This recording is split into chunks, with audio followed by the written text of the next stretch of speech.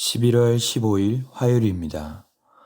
오늘 새벽 우리에게 주시는 하나님의 말씀은 사사기 18장 7절로 13절까지의 말씀입니다. 이에 5사람이 떠나 라이스에 이르러 거기에 있는 백성을 본즉 염려 없이 거주하며 시돈 사람들이 사는 것처럼 평온하며 안전하니 그 땅에는 부족한 것이 없으며 부를 누리며 시돈 사람들과 거리가 멀고 어떤 사람과도 상종하지 아니함이라. 그들이 소라와 에스다울에 들어가서 그들의 형제들에게 이르매 형제들이 그에게 묻되 너희가 보기에 어떠하더냐 하니 이르되 일어나 그들을 치러 올라가자. 우리가 그 땅을 본즉 매우 좋더라. 너희는 가만히 있느냐? 나아가서 그 땅 얻기를 게을리하지 말라. 너희가 가면 평화로운 백성을 만날 것이요 그 땅은 넓고 그곳에는 세상에 있는 것이 하나도 부족함이 없느니라. 하나님이 그 땅을 너희 손에 넘겨주셨느니라 하는지라. 단 지파의 가족 중 600명이 무기를 지니고 소라와 에스타올에서 출발하여 올라가서 유다에 있는 기럇 여아림에 진치니 그러므로 그곳 이름이 오늘까지 마한의 단이며 그곳은 기럇 여아림 뒤에 있더라. 무리가 거기서 떠나 에브라임 산지 미가의 집에 이르니라. 아멘. 어제의 본문 18장 1절 서두에서는 이스라엘에 참 왕이 없음을 언급했습니다. 결국 이로 인해 여러 문제가 발생했다는 것이죠. 사사기 1장 34절로 36절에 보면 단지파 사람들은 아모리 사람들에게 밀려 산악지대로 내쫓겼습니다.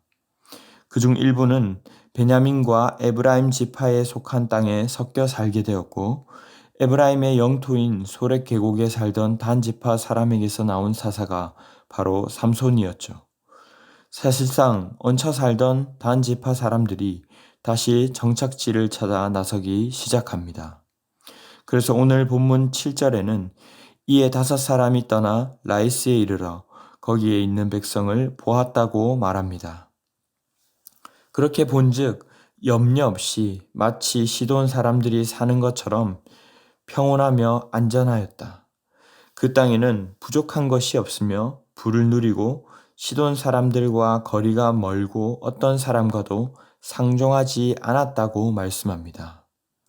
오늘 시돈 사람들처럼이라고 표현했지만 대부분 많은 주석가들은 당시 라이스가 시돈의 지배 아래 있었다고 말합니다. 하지만 지리상 시돈과의 사이에 산맥이 있고 거리가 멀어 실질적 간섭을 크게 받지 않았고 이들은 강한 시돈 사람들 못지않게 멋지고 평안하게 살고 있었습니다. 8절에 이를 정탐한 정탐꾼들이 소라와 에스타올에 돌아가니 그의 형제들이 묻습니다. 너희가 보기에는 어떠하더냐? 그러자 9절에 지금 일어나서 치러 올라가자며 우리가 그 땅을 보니 매우 좋더라. 땅 얻기를 게을리하지 말라며 그들이 본 사실을 말합니다. 그 땅이 너무나도 마음에 든다는 것이죠.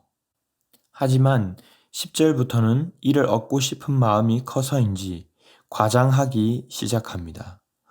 너희가 가면 평화로운 백성을 만날 것이요 그곳에는 세상에 있는 것이 하나도 부족함이 없느니라. 우리가 잘 알듯이 이 세상에는 부족함이 너무나도 많습니다. 부족함이 없는 곳은 없습니다. 그런데 얹혀 살던 시간을 지나면서 드디어 우리 땅이 생긴다고 생각하니 점점 내 욕심이 들어가기 시작하는 것입니다. 급기야 10절 말미에는 하나님이 그 땅을 너희의 손에 넘겨주셨다며 자신의 뜻과 바람을 아예 하나님의 뜻인 것처럼 만들어 버립니다. 결국 단 지파의 600명은 무기를 들고 출발하게 됩니다. 기럇 여아림 뒤에 마한의 단에 진을 치고 에브라임 산지 뒤편 미가의 집에 다다르게 되죠. 오늘 말씀이 우리에게 무엇을 말씀하십니까? 먼저 오늘 본문에는 보다, 눈으로 보다라는 표현이 많이 나옵니다. 7절에도 본즉, 8절에도 너희가 보기에, 9절에 우리가 그 땅을 본즉. 그들이 땅을 볼 때에 그들의 기준 자체는 온통 외적으로 어떠한가, 또 눈에 보기에 아름다운 것, 육감에 많이 의존하고 있습니다. 하지만 눈으로 보기에 화려한 것, 보이는 것을 따라가다 보면 어느새 결국 내 소견에 옳은 대로 결정하고 행하게 된다는 것이죠. 정탐 이후에도 형제들의 물음은 너희가 보기에 어떠하냐 였습니다. 하나님이 무엇을 원하시는가, 하나님이 무엇을 기뻐하시는가 하는 질문은 어느새 사라진 채 그저 상황이 허락하는 대로 내가 생각하는 대로 생각과 판단을 따르려 하는 것이죠. 그 결과 10절에 그 땅은 넓고 거기 있는 사람들은 세상에 있는 것이 하나도 부족함이 없다는 결론에 이르는 것입니다. 욕심에 사로잡혀 보이는 것을 따라가면 오히려 객관적이게도 보지 못합니다. 이들이 보고하는 것은 그들이 본 내용이 아닌 그들이 바라는 것입니다. 세상의 것으로 부족함 없이 한번 누려보고 싶다라는 것이죠. 우리의 눈을 신뢰할 수 없는 것은 내가 보고 싶은 대로 보기 때문입니다. 그리고 마침내 마지막에는 하나님이 그 땅을 우리에게 주셨다며 내 뜻과 하나님의 뜻이 같은 것처럼 결론 짓는 것이죠. 우리는 이들의 결정이 나중에 얼마나 큰 비극을 가져오며 엄청난 대가를 치르게 할지를 너무 잘 알고 있습니다. 그리고 그곳에는 미가와 그가 따로 고용한 거짓 선지자, 또 그의 첩까지 중간에 끼어 있습니다. 내 뜻이 마치 하나님의 뜻인 것처럼 착각해서는 비참한 결과를 맞이하게 된다는 것입니다. 우리는 오직 하나님의 말씀을 따라가야 합니다. 그리고 그 말씀을 날마다 깨닫게 해달라고 구해야만 합니다. 사랑하는 성도 여러분, 우리는 무엇을 따라 살고 있습니까?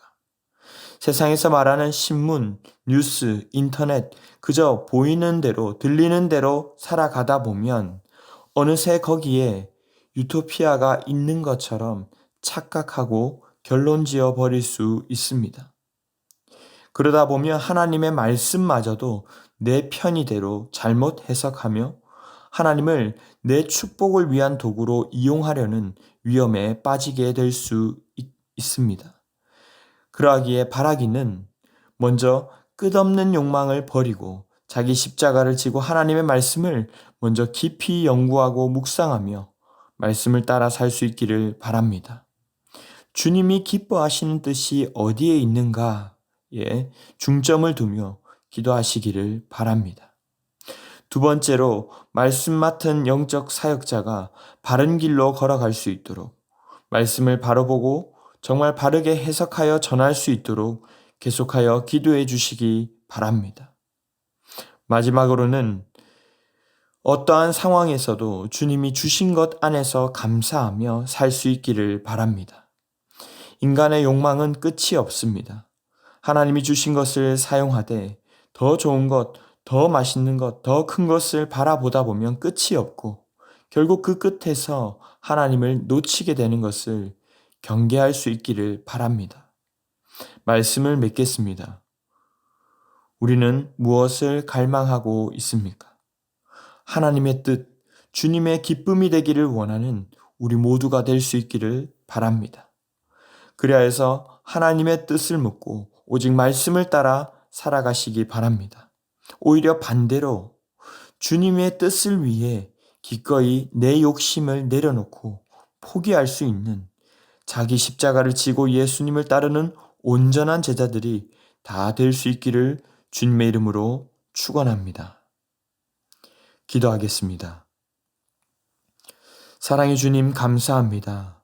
오늘도 주님께서 은혜로 눈뜨게 하지 않으셨다면 우리 또한 우리 소견에 옳은 대로 내가 주인 되어 살 수밖에 없었음을 고백합니다. 매 순간 진리로 우리를 깨워주시며 기준이 되어주셔서 주님의 뜻을 따라 살아가는 저희가 되게 하여 주시옵소서. 욕심을 버리고 주신 것에 족하며 감사하는 삶을 살게 하시고 세상의 소리, 사람들의 말에 이리 일비하지 않고 견실하며 흔들리지 않는 믿음을 더하여 주시옵소서. 오늘 하루도 예수님의 온전한 제자 되어 세상에 소망 주는 행복한 백성 공동체로 살아가게 하실 줄 믿사오며 이 모든 말씀 존귀하신 예수님의 이름으로 기도하옵나이다. 아멘. 이 시간 함께 기도하실 때 주신 말씀을 붙들고 기도하시고 주간 기도 제목에 따라 환우들과 연약한 성도들을 위해서 기도하겠습니다. 우리 교회에 알고 있는 환우들, 또 암으로 투병하시는 분들이 많습니다. 또한 영적으로, 육적으로, 정신적으로 고통하는 분들을 위해서도 회복될 수 있도록 기도해 주시기 바랍니다. 우리 교회가 기쁨으로 섬기는 교회 되게 하시고 모든 섬김 사역을 통해 세상에 소망되는 그런 교회 되게 해달라고 합심 제목과 개인적인 제목으로 기도하도록 하겠습니다. 함께 기도하겠습니다.